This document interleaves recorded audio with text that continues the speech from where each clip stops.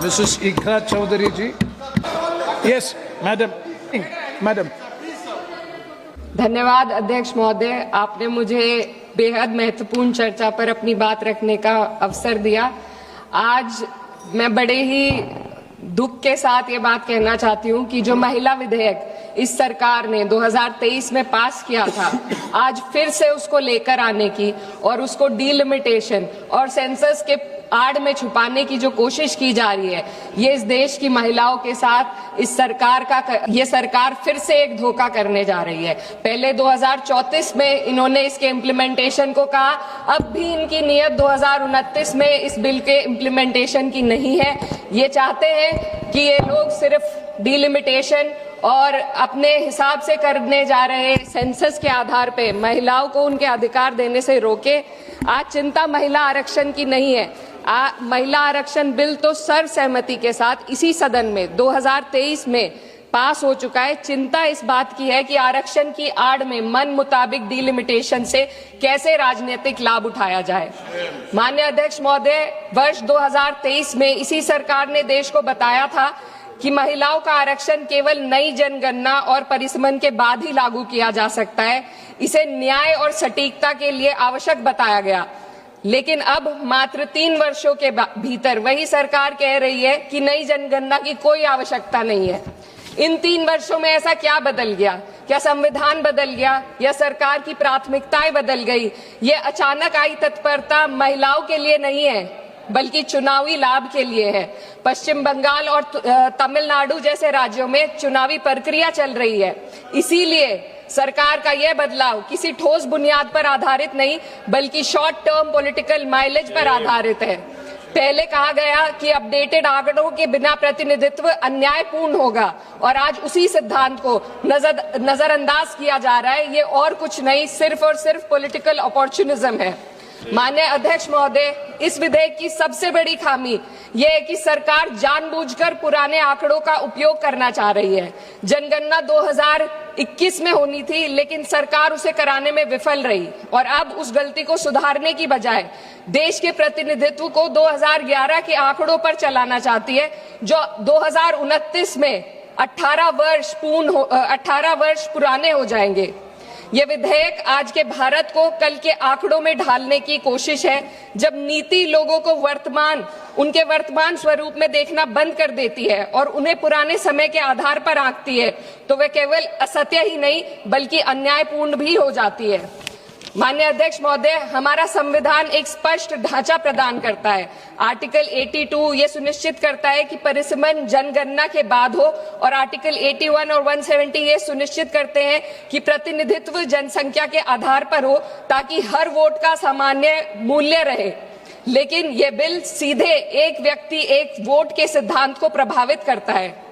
माननीय अध्यक्ष महोदय, स्थिति और चिंताजनक हो जाती है जब हम परिसीमन आयोग को दी जा रही शक्तियों का आकलन करते हैं। यह आयोग सीटों के आवंटन और निर्वाचन क्षेत्रों की सीमाएं दोनों का निर्णय करेगा, और सबसे महत्वपूर्ण बात यह है कि इस निर्णय को किसी भी न्यायालय में हम चुनौती नहीं दी जा सकती।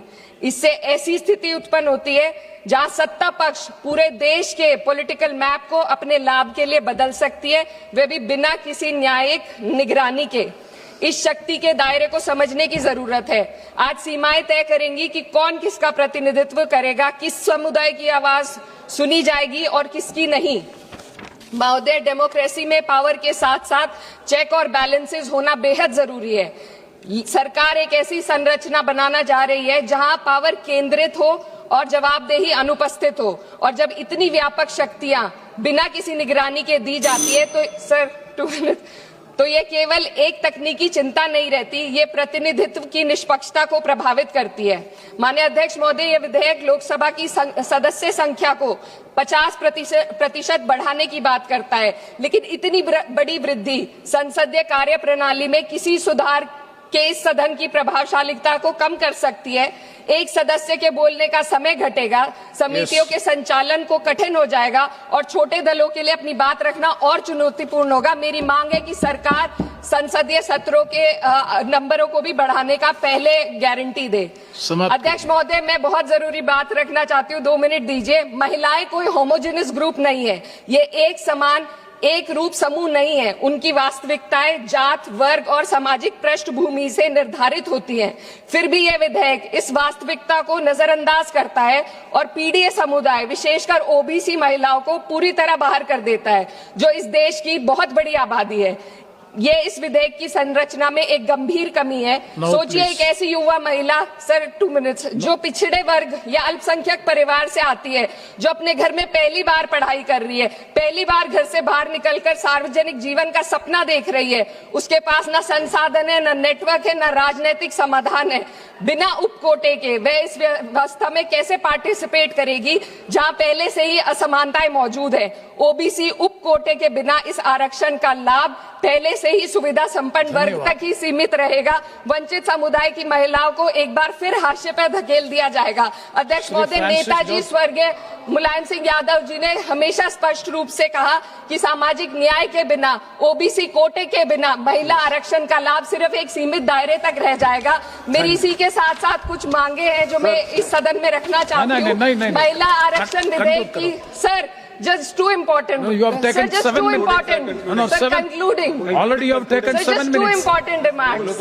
No, no, you Sir, conclude just करो. too important You demands. conclude करो ना. डिलिमिटेशन और जनगणना के आंकड़ों को महिला आरक्षण विधेयक के साथ कोई संबंध नहीं है। यदि सरकार महिलाओं के आरक्षण को जनसंख्या के आंकड़ों से जोड़ने पर तुली है, तो आधी आबादी जिसे कहते हैं, महिलाओं को उनकी जनसंख्या हिस्सेदारी के साथ 48 से 39% आरक्षण देने का काम करे।